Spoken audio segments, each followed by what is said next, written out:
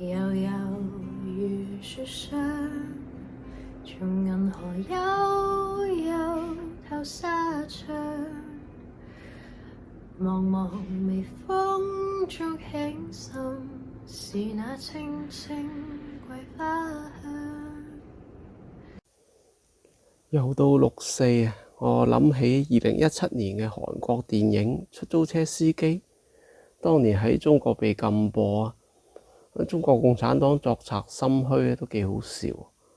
套戲講嘅係韓國光州事件啊，但偏偏就令我諗翻起1989年嘅六四事件啊。以今日中國嘅資訊環境嚟講，唔好話1985年後出世嘅，就算係再年長一啲嘅人啊，都未必知道六四究竟發生過咩。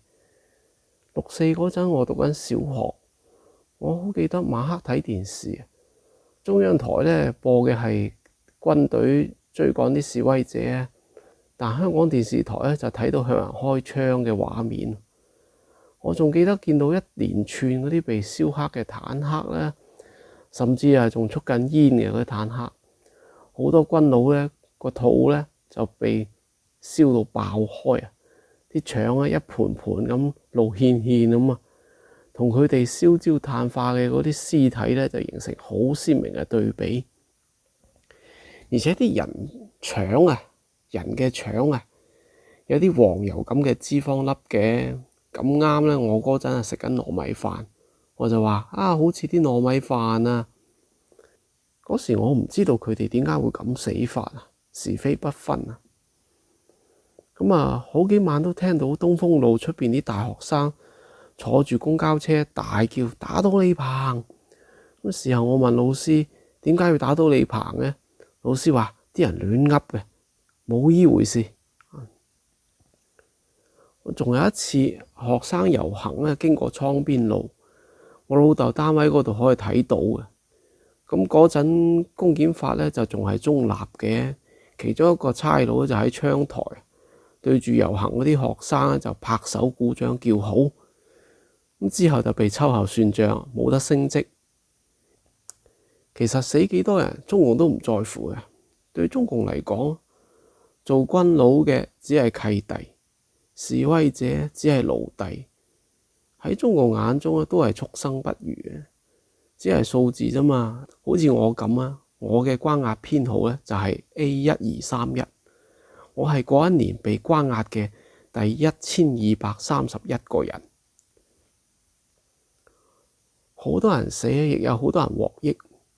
好似我以前幾個年長嘅澳洲華人同事啊，佢哋嗰陣咧仲喺澳洲讀緊書啊。六四一開槍，話咁快就攞身份。當年澳洲向大批中國留學生提供居留途徑，受惠者大約有5萬人，因此有人稱佢哋做50千一代。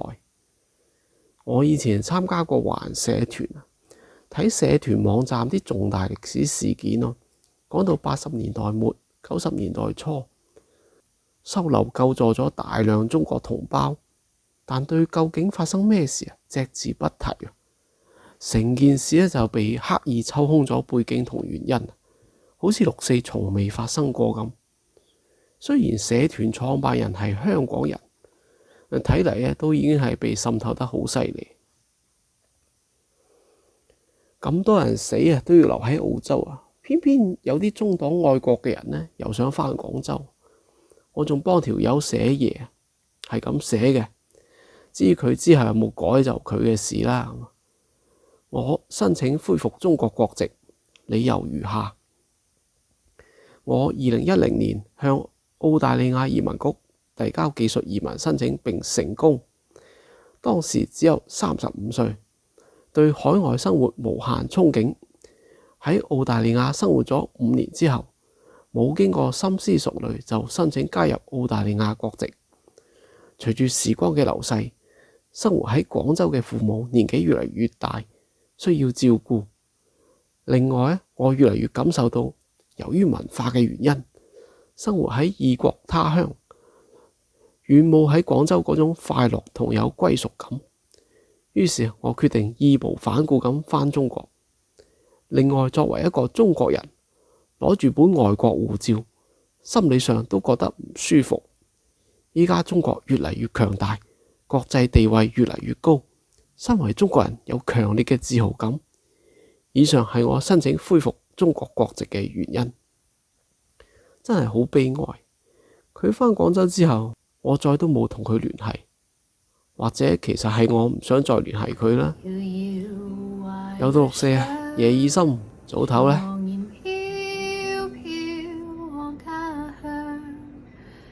綿綿如絲的憶記，蕩過匆匆歲月長。